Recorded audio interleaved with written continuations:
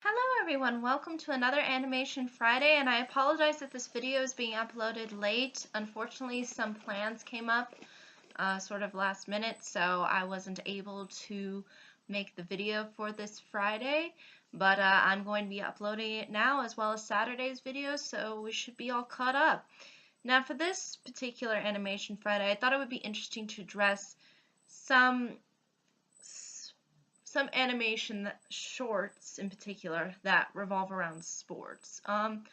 Sports is not usually really common within animation, surprisingly, but I think there's a lot that can come from using sports within animation, especially the ones that I'm going to be mentioning now, because there's so much nonsensicalness that you can put into it that it really works, I think, to the short's advantage. For the most part, depending too on how you feel it sort of represents, I guess, the sport in a sense. So without further ado, let me address a couple of them, or four in this case. Now, the first one I want to address is brought to you by Disney from I almost want to say it was made in 1946, if I'm not mistaken. I believe it's from Melody Time. And this is Casey at the Bat. This one I think in particular is actually rather famous. It's one of the more well-recognized Disney shorts from Melody Time. I think it's recognized for various different reasons. One being that it is nonsensical, and for it being fairly nonsensical, it's pretty hilarious. There's lots of bits within this short that really do showcase to you kind of the ridiculous and over-exaggerated aspects that we sort of put into sports, from the crazy fans to the drama that ends up taking sort of place at the game, the sort of spectacle that people take in from it, the frustration, it seems to be all present within this short and executed in a very comedic way. Also, it's fairly fast-paced, like a lot of the animated shorts I'm going to be mentioning. It brings to light what the sport is like, but accelerates the fast pacing fairly significantly, because sports are generally supposed to give a huge adrenaline rush, and with what you can do with animation, that adrenaline rush, I think, gets put in even more extensively, because you can sort of exaggerate how fast somebody is going, or how much dirt they're picking up along the way. And primarily this short revolves around Casey, who is really the star, and he is the star baseball player of the short. But he's actually not revealed initially within the short. There's a hype sort of surrounding him, and then he's revealed sort of in the mid section of the short. It provides a great sort of funny intro. It just shows him being the biggest hotshot out there, and all the women fawning over him. It's really funny. And you really do feel sort of the goofiness and the kind of anticipation, and you're expecting something big out of Casey with this kind of sort of introduction, because they really do emphasize his name throughout the short. But you sort of see how those anticipations take a different turn than what you would expect, and I think that's something that makes the short actually fairly brilliant. It doesn't give you what you would expect a short like this to give you. You expect something, especially when something has so much hype surrounding it, and then when it goes into a completely different direction from what you expect, then it makes it the all more funny and the all more amusing. It's definitely not one of the more uplifting sports shorts that I'm going to be mentioning, but at the same time, it just kind of brings in this sort of down to earth, mean spiritedness at the end that I just kind of find fairly amusing. And it's just a fun ride. There's some crazy little bits of animation thrown in, and there's a lot of nonsensical that goes on. And that's what I think makes a fairly effective short that's trying to sort of execute a sport, in particular one of baseball, because baseball is really, I would consider, I guess, America's first real sport, and one of those that's really, I think, had a major impact on us culturally over the years. And to see it showcased in such a way, I think, is really refreshing. And it's it's cool though that it sort of remains true to the time period and the fact that it takes place relatively around the time when baseball was becoming popular and was really invented. So it's interesting to see, and it's interesting to see it in such a way that it's presented in the form of a cartoon, as opposed to something of real life, which we've seen constantly with all of these sports movies. But I think that's ultimately all I can say about that short. Now, the next one I'm going to mention, and the ones that I'm going to be mentioning from now on, involve Goofy, because the ones that I could find that revolved around sports, most of them revolved around Goofy. Goofy was at the center of attention here. But I don't mean Goofy as a character, I mean Goofy as in there's multiple Goofies, and they're all doing the sport and engaging in the sport and being commentators or fans. It's all Goofies. And I think this was a fairly common thing that Disney would do. They would have Goofy sort of be the insert character to use for sports.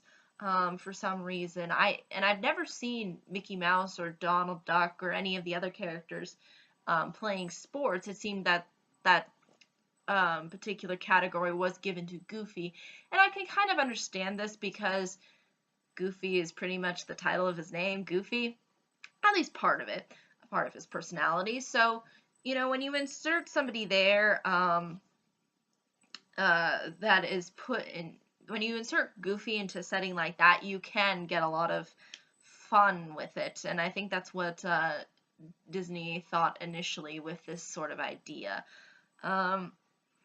Now, Double Dribble revolves around basketball. And again, there's multiple Goofies. Like you'll see pretty much Goofies everywhere. They're like in the stands. They're on the dribbling court. Except there's one Goofy that's actually a little bit smaller. She's a little shorter. And they try to emphasize too that basketball is a sport for like really tall people, because tall people have the advantage of being able to shoot more effectively. But they do have this one small one who actually does play a huge role within the plot, actually. And again, instead of like the Casey short, where it's largely primarily focused on bringing up the hype for Casey, it does really focus in on the sort of interaction of the players and how it leads to a lot of goofy, nonsensical kinds of moments. And even the coach takes sort of a role here by being fairly stressed out and kind of almost a bit a bit on the edge throughout the entire game.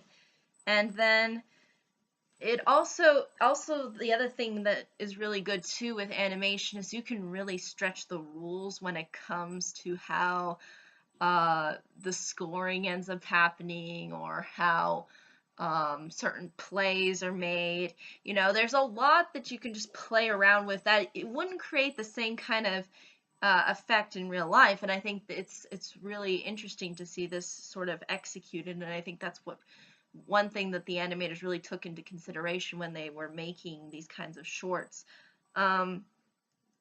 And I really do like how it ends up being the small Goofy who sort of ends up making a difference within the game, and you'll sort of see how he does that. And but I like too how the little Goofy is kind of, he's just happy to be there. He's just like, yay, I'm here. It's okay. I'm on the sideline. It's fine. He's like not getting mad, not being able to participate. He's just happy to be there. So I think that kind of spirit is refreshing and something you usually don't see with sports, because usually it's always the one that gets shafted that, gets mad because they're getting shafted, instead of just being like, yay, I'm at a game, woohoo, this is awesome, I'm watching all my people play, so yeah, I thought this one was a standout, and did a good job of executing uh, the sort of concepts behind the sport, as well as playing around with those concepts and doing it in a comedic fashion.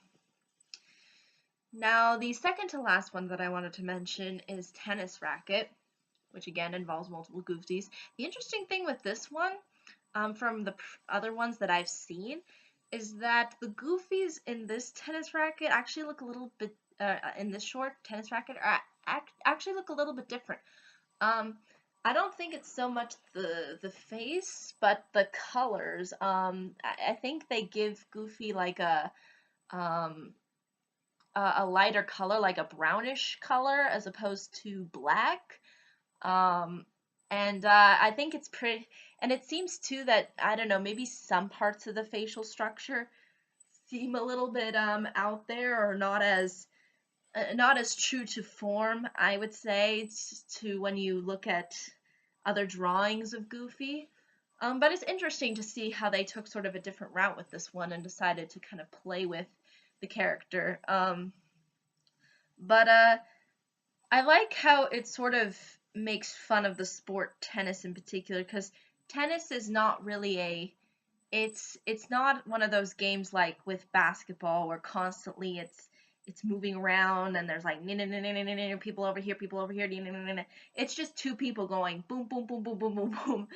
And I love how the short just kind of, tries to create such hype around this by, like looking back and forth and just going do do do do do, what's gonna happen, what's gonna happen, do do do do, um, instead of just kind of, people just, because usually with tennis people just watch and observe, and it's very I would consider it, I guess, a little bit less of an active, I mean, it's an active sport, but I don't think it creates that same kind of adrenaline rush as the other sports do, because there's a lot less players involved. There's a lot just more just one-on-one interaction, but there's not a whole lot of movement just going back and forth.